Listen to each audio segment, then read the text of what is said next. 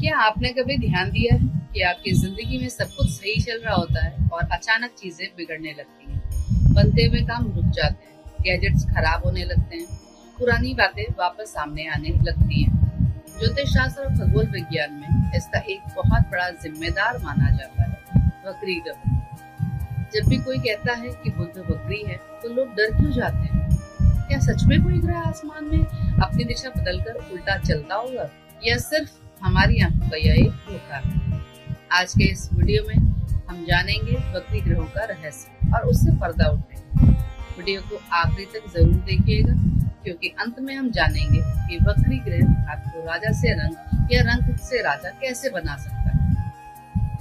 सबसे पहले ये समझते हैं कि वक्री यानी रेट्रोग्रेड का मतलब क्या होता है। सरल शब्दों में समझते हैं, वक्री का अर्थ है उल्टा चलना। विज्ञान का नजरिया कहता है कि ब्रह्मांड में कोई भी ग्रह कभी उल्टा नहीं चलता, यह सिर्फ एक ऑप्टिकल इल्यूजन यानी दृष्टि भ्रम है। इसे एक उदाहरण से समझिए। आप एक रफ्तार में ट्रेन में बैठे हैं और आपके बगल वाली पटरी पर एक दूसरी ट्रेन थोड़ी धीमी स्पीड से चल रही है। जब आपकी ट्रेन उस दूसरी ट्रेन को ओवरटेक करेगी तो आपको ऐसा लगेगा कि दूसरी ट्रेन पीछे की तरफ यानी उल्टी जा रही है। ठीक ऐसा ही पृथ्वी और बाकी ग्रहों के साथ होता है। जब पृथ्वी अपनी कक्षा में किसी दूसरे ग्रह से आगे निकल जाती है तो पृथ्वी से देखने पर वह ग्रह पीछे की तरफ जाता हुआ दिखाई देता है। इसी को साइंस में अपेरेंट रेट्रोग्रेड मोशन कहते हैं।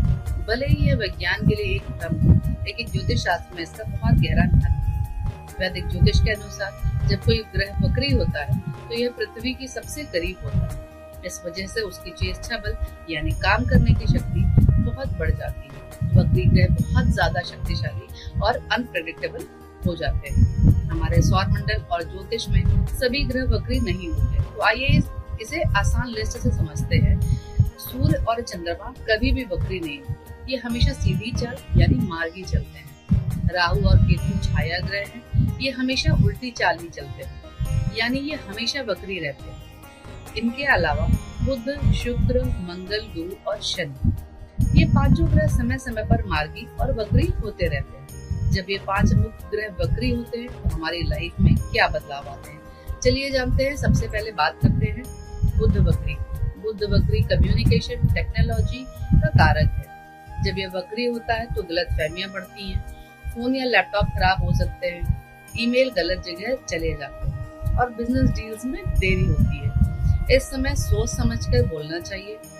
दूसरा है वक्री शुक्र। शुक्र प्यार, रिश्तों और लग्जरी का मालिक है।